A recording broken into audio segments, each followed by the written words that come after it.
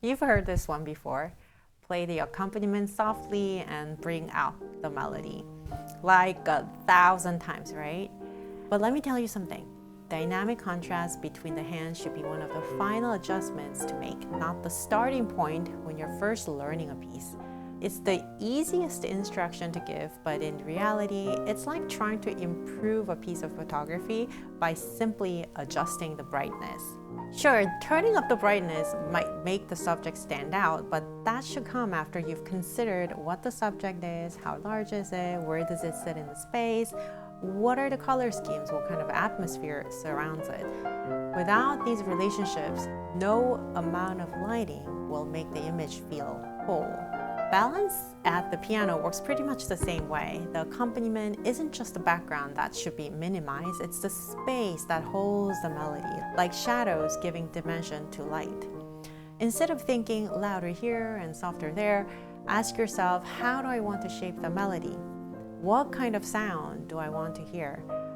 What I'm saying is, let's start by thinking musically and not technically. In addition, if you tell your brain to focus on making the accompaniment softer and the melody louder, then you're reducing your awareness to a two-dimensional world where there's just loud and soft, and missing out on the opportunity to shape the phrase with varying colors, tone, and depth. Focusing only on making the right hand louder and the left hand softer, you're forcing an effect rather than developing real musical confidence. The melody might be heard, but it won't truly sing. That's not our goal, right? Once you've built the phrase with intention and depth, the balance between the hands will emerge naturally, just like true confidence shines without needing to be forced. So in this video, I'm going to take the first 4 bars, the first phrase of Chopin's Nocturne, Op.9, No. 2, and sort of take you through a step-by-step process of how to shape the melody and how I would actually coordinate, I don't want to use the word, but how I would merge the 2 hands together so that the resulting sound is as beautiful as it can be. So are you ready? Let's get started. These are the first 4 bars that we are working on today.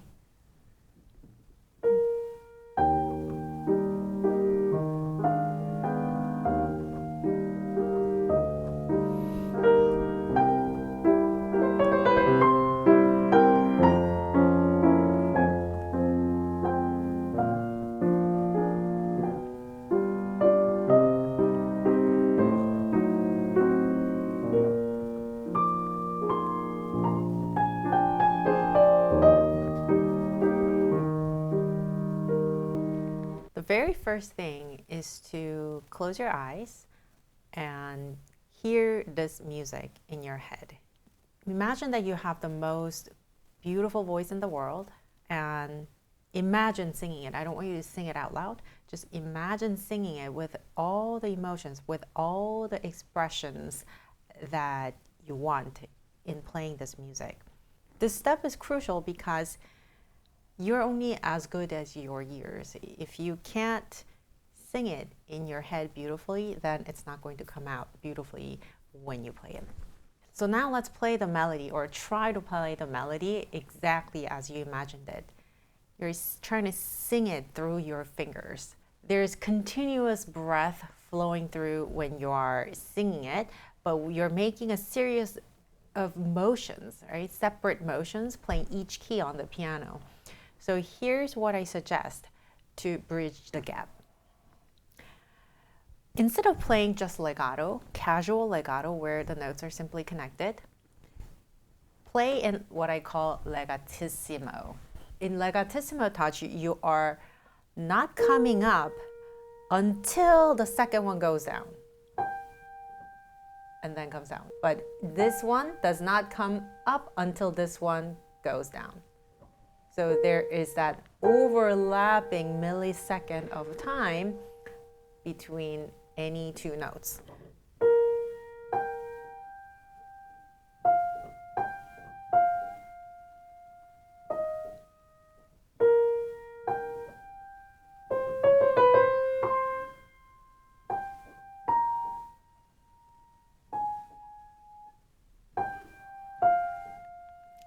The second thing after legatissimo touch is to think about where your finger is right before it goes down on the keys. Be prepared on the keys before they go down. So if you come up and then approach it from up high up like this and go straight down, then it's going to create an accent, what I call accidental accents. But if you are on the key before it goes down, when you're prepared and then go slowly down, you cannot, even if you tried, you cannot make bumps. When you're just practicing in your beginning stages, just relax your body, and don't be tight. Make sure you're breathing and use a healthy mezzo forte sound throughout. So instead of being so quiet about how delicate this melody is, I just let the sound come out.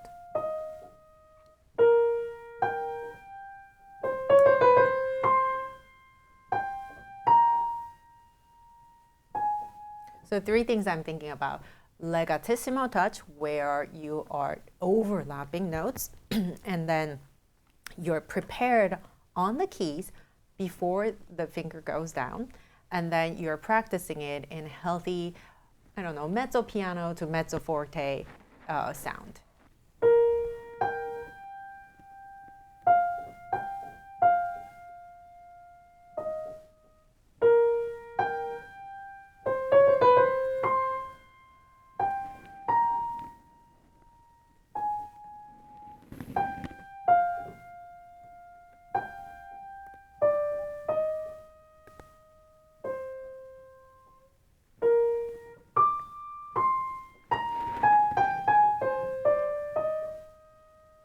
Now let's shape the phrase. To shape the phrase, we need dynamic landscape.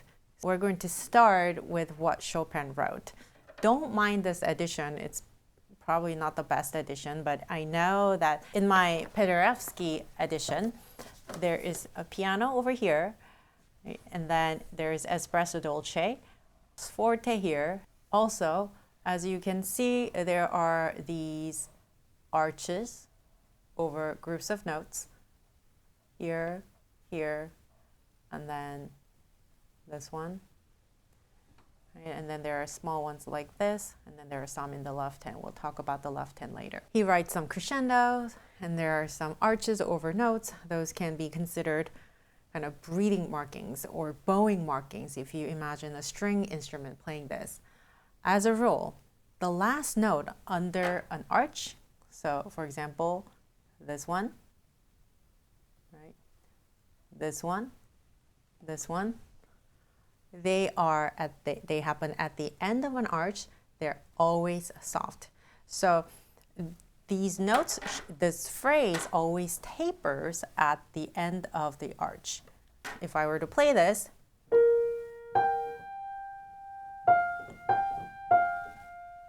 and then very quiet. If I play, just as the same dynamic as the previous note, this F, it will sound like an accent. So you have to be really, really careful about the last note. And then less.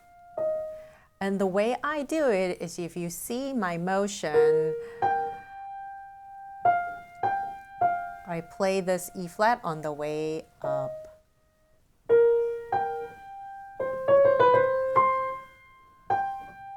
Again, this A flat.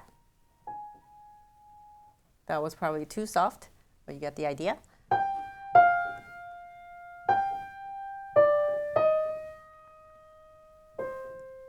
That one was also soft, and then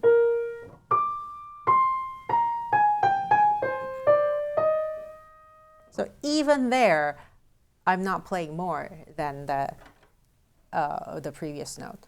It's probably equal, but I have to listen so carefully in order to not accent the ends of these arches. And Chopin writes a crescendo leading to forte. So I mean, we are starting generally in the range of piano, and then we are going all the way to forte. So our left hand will be helping with that, but keep in mind that your general dynamic here is in the range of piano. By the way, any note that's tied like this, right, G, the one that comes after a tied note, this has to be really, really soft. If you're not careful, this weak beat will sound like an accent. So less, less.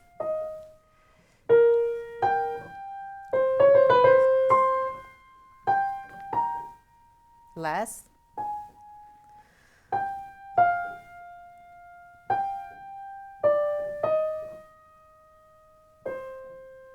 And crescendo starts.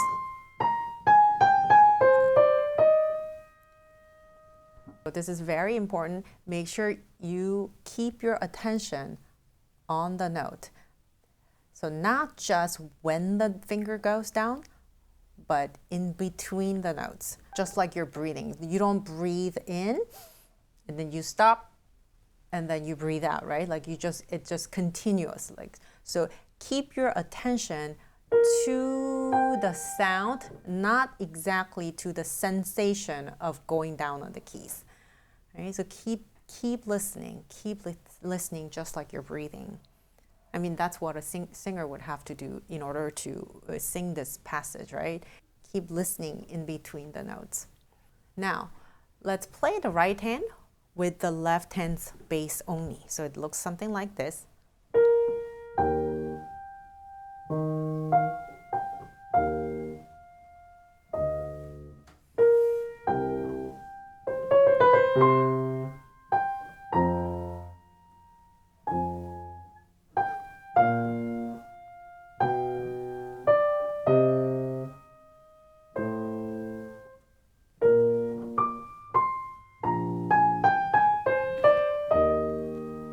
Notice that while I'm playing the right hand super legatissimo in overlapping legato, the left hand just has this dropping motion on each of the bass notes.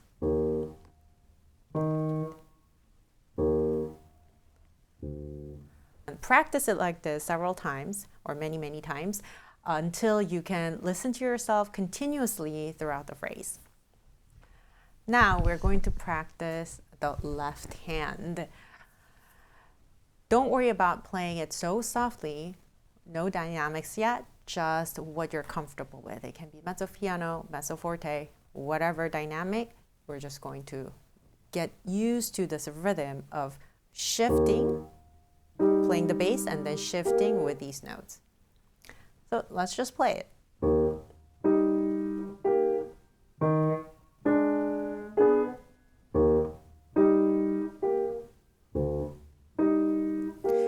You're still having this dropping motion on the bass notes, and then notice there are these slurs connecting the first chord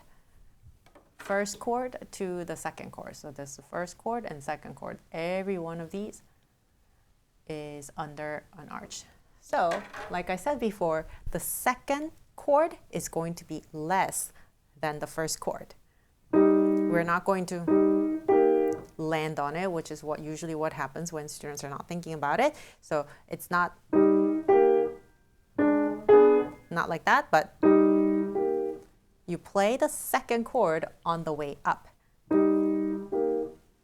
You see, down and on the way up. You're not trying to intentionally bring it up on the second chord. That will create an accent. So it's just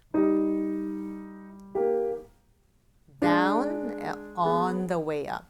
You're always, trying to be fluid, just like the music is. You're trying to be fluid with your motions. No sudden movements, at least in these 4 bars, no sudden movements at all.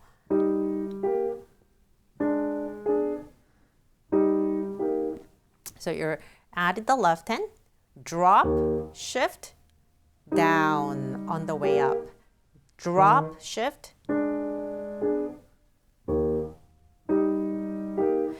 And notice how free your arm has to be.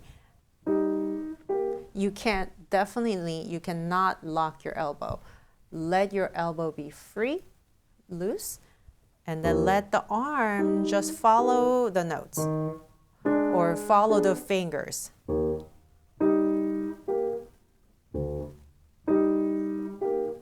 Down, down, up. So make sure whatever you do, the second chord, these second chords cannot be these second chords. Second chord, the second chord, second chord, second chord. These cannot be loud. They're always a soft drop. And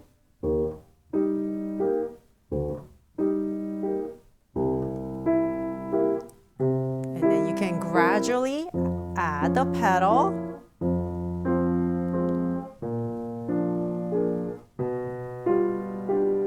Right now I'm playing softly, but feel free to really get the whole sensation at your fingertips. And if that means having to play this a little bit louder, totally fine.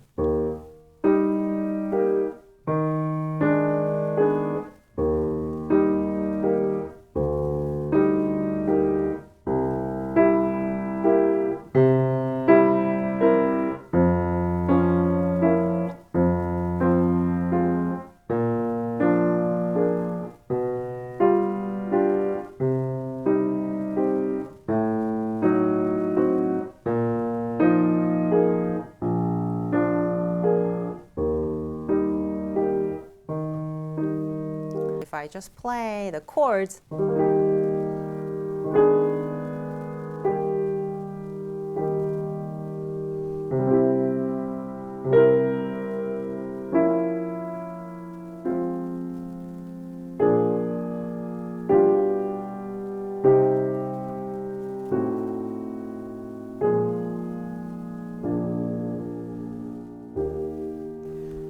so there is a certain movement through this chord progression. It doesn't stay in the same place, right? Sometimes it moves by beat here, moves, and then comes back to E flat major, stays on E flat major, and then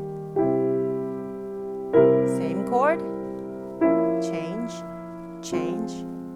And some chords are more intense and has more tension than the other chords.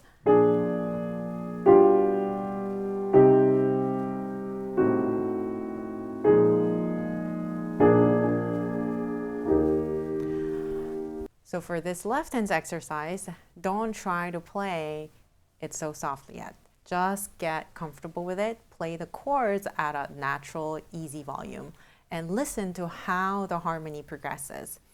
Pay attention to where you hear tension and where you hear relaxation. Notice how the chords move and breathe within the phrase. This will help your left hand become more natural. So later, when you put the two hands together, you can focus all your attention on what's going on in the right hand. Now you can pause the video to practice this before going on to the next step.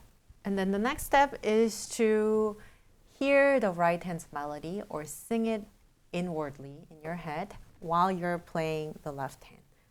Just as beautifully as you imagined it and just as beautifully you practiced it, drop, feeling very fluid and no sudden motions anywhere. Everything is in a natural fluid motion, just like the music.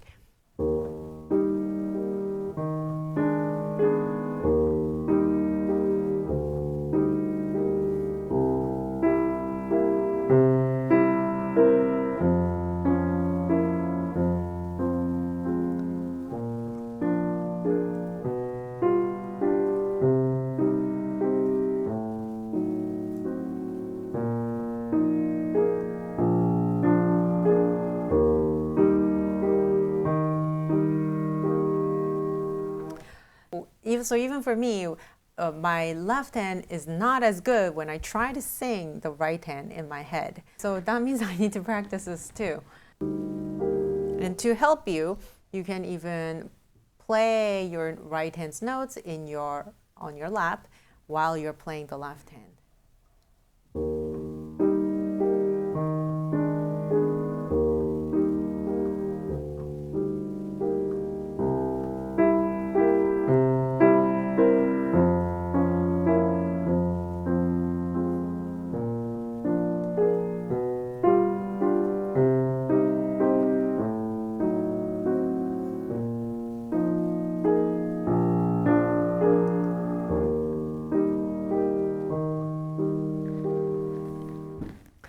So even when you're doing this, you need to be able to listen to the melody continuously, not just when a note is depressed, but throughout the whole duration of the note and in between the notes. And you're listening for how each note connects to the next one in legatissimo, in overlapping legato. You really can't think like a pianist here. I would imagine a singer or a string player. Your left hand should feel natural and effortless. If you have to look for notes on the keyboard or like read the music, you're not ready yet. Go back and practice it separately. By following these steps, your hands will no longer fight for attention. Instead of constantly thinking right hand more and left hand less, you'll continuously listen to the melody while the left hand supports the melody effortlessly. This is the key to playing beautifully, not just controlling dynamics, but developing a deep, natural coordination that is motivated by the music itself. You're leading from a musical intention rather than approaching it technically, at least not from the very beginning. Today, I talked about the process of making your melody and accompaniment as beautiful as you can. I hope you can take the ideas from these 4 bars and apply to the rest of the nocturne so that you can play it beautifully. What other challenges are you facing in playing this particular nocturne? Let me know in the comments below. Thank you so much for watching, and I will see you in the next video. Bye!